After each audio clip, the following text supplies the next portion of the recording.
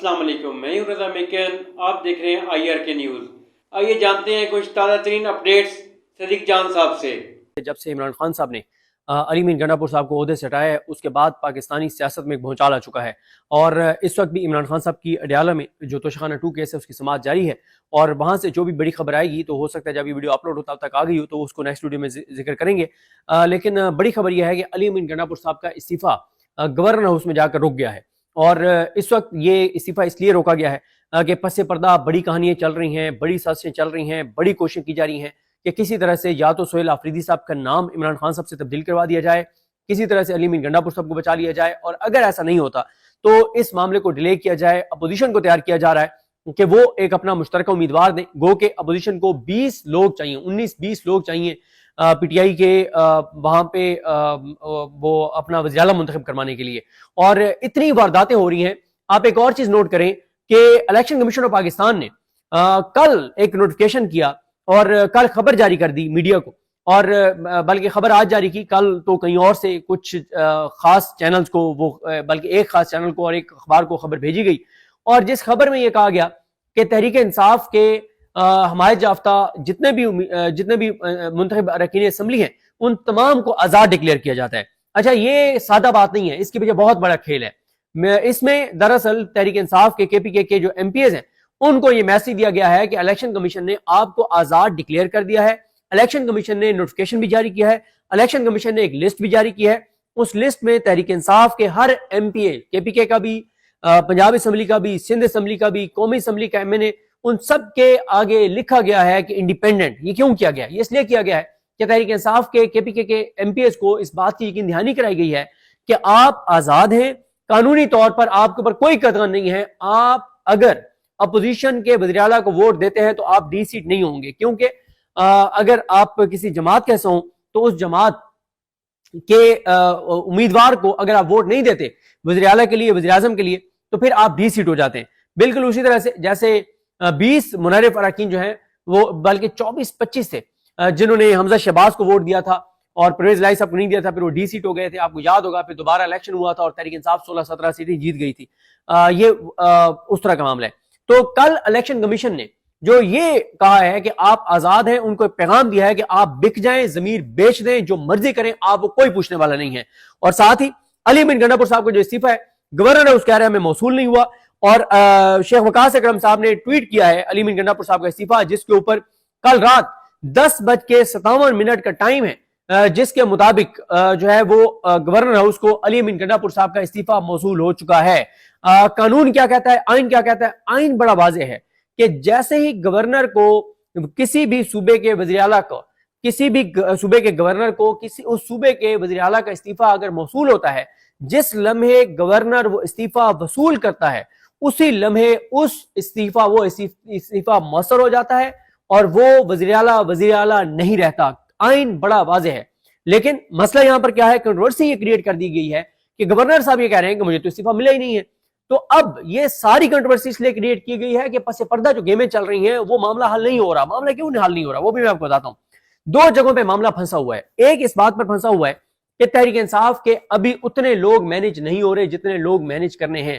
اس حوالے سے ان کا ایک ٹویٹ بھی آیا ہے جنید اکبر صاحب کا، اس سے بھی آپ کو اندازہ ہونا چاہیے کہ کچھ گڑبڑ ہے۔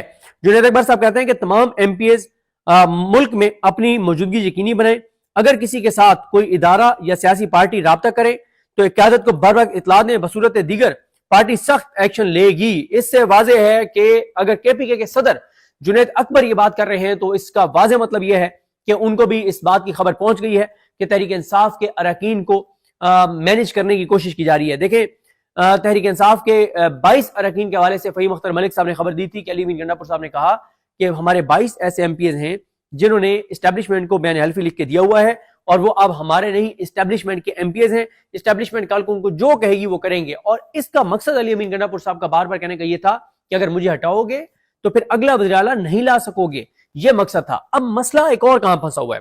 مسئلہ ایک تو یہ میں نے آپ کو بتایا نا کہ پھنسا ہوا اس بات پر ہے کہ تحریک انصاف کے 20 بندے مینج نہیں ہو رہے، اور یہ بڑا مشکل ہے۔ KPK کے اندر جو سینٹیمنٹس ہیں، KPK کے لوگ عمران خان کے لیے جان دے بھی سکتے ہیں، جان لے بھی سکتے ہیں۔ اس وقت KPK میں عمران خان سے بغاوت کرنا، عمران خان کی پیٹھ میں چھرا گھونپنا اتنا آسان نہیں ہے۔ دوسرا جو مسئلہ پھنسا ہوا ہے وہ ہے کہ ابھی تک مولانا فضل الرحمان صاحب جو ہیں اطلاعات یہ ہیں کہ وہ بھی کوئی فیصلہ نہیں کر پا رہے. مولانا صاحب کیوں فیصلہ نہیں کر پا رہے؟ جہاں تک کہ مجھے تو میں نام بھی بتا دیتا ہوں آپ کو. میں نے بتایا ہے کہ جب بھی میں نے کے پی کے حوالے سے بات کرنی ہو تو میں جن سینئر صحافیوں سے بات کرتا ہوں ان میں سے ایک ممتاز بنگش صاحب ہیں. ممتاز بنگش صاحب جو ہیں، آپ میں سے اگر کسی نے اسد اللہ خان صاحب کی بک پڑھی ہو ابھی جو ان کی آئی ہے، جب یہ افغان طالبان آئے اور حکومت گری ادھر افغانستان کی، تو اسد اللہ خان صاحب اور ممتاز بنگش صاحب وہاں پر موجود تھے، اور اس پہ اسد اللہ خان صاحب نے بڑی زبردست ایک کتاب لکھی ہے اور اپنے مشاہدات لکھے ہیں، اور اس میں ممتاز بنگش صاحب کا بہت ذکر ملتا ہے کیونکہ ان کے ساتھ تھے. تو ممتاز بنگش صاحب سے میری بات ہو رہی تھی، انہوں نے کہا کہ نون لیگ اور پیپلز پارٹی بھی ریلیکٹنٹ ہیں، وہ بھی دل سے نہیں چاہتے حکومت لینا. وجہ کیا ہے؟ اور مولانا صاحب کا میں نے کیوں کہا کہ مولانا صاحب فیصلہ نہیں کر پا رہے؟ مولانا صاحب اس لیے فیصلہ نہیں کر پا رہے کہ دیکھیں اس وقت جو وفاقی حکومت کی پالیسی ہے وہ ہے ملٹری آپریشن کی، ٹی ٹی پی کے خلاف آپریشن کرنے کی، اور مقامی لوگوں کو آن بورڈ نہ لینے کی، مقامی لوگوں سے بات چیت نہ کرنے کی. جبکہ عمران خان صاحب مسلسل کہہ رہے ہیں کہ آپ مقامی لوگوں سے بات چیت کریں. دوسرا، وفاقی حکومت کی اس وقت پالیسی ہے اینٹی افغانستان، اینٹی افغان طالبان، اور یہ دو تین چیزیں ایسی ہیں جو مولانا کے لیے بھی بڑی زمین گرم ہوئی ہے. مولانا کے لیے اتنا آسان نہیں ہے کہ وہ ایک ایسی کے پی کے گورنمنٹ کا حصہ بن جائیں جو ٹی ٹی پی کے خلاف آپریشن کر رہی ہو اور مقامی لوگوں کو آن بورڈ نہ لے رہی ہو، کولیٹرل ڈیمیج ہو رہا ہو، سویلینز کی شہادتیں ہو رہی ہوں، افغانستان کے خلاف ہو وہ حکومت، افغان طالبان کے وہ حکومت خلاف ہو. مولانا صاحب اتنا بھاری بوجھ اپنے کندھوں پہ نہیں لاد سکتے. مولانا صاحب کے لیے بڑا مشکل ہے اتنا بھاری بوجھ اپنے کندھوں پہ لادنا. پہلے ہی مولانا صاحب کو اس بات کا احساس اور ادراک ہے کہ ان کی سیاست کے پی کے میں کیا پورے پاکستان میں ختم ہو چکی ہے. مولانا صاحب کے لیے ایک بات بڑی لمحہ فکری ہے کہ مولانا صاحب کو سوچنا چاہیے کہ یہاں پہ قومی اسمبلی میں ایک رکن اسمبلی ہے اپنی جماعت کے محمود خان چغدئی صاحب، اور وہ اپوزیشن لیڈر بن گئے. سینٹ میں ایک ایم ڈبلیو ایم کے سینیٹر ہیں علامہ راجہ ناصر عباس صاحب، وہ اپوزیشن لیڈر بن گئے. کیوں؟ اور ان کی آج کیوں عزت، احترام، مقام اور مرتبہ ہے لوگوں میں؟ کیونکہ انہوں نے وہ موقف اپنایا جو پاکستان سے وفا کا موقف تھا. انہوں نے وہ موقف اپنایا جو پاکستان کے لوگوں کی عزت، غیرت، خودداری کا موقف تھا. انہوں نے وہ موقف اپنایا جو پاکستان کے لوگوں کی دلوں کی آواز تھی. مولانا صاحب کمپرومائز رہے. مولانا صاحب 26 آئینی ترمیم میں حکومت کے حصہ بن گئے.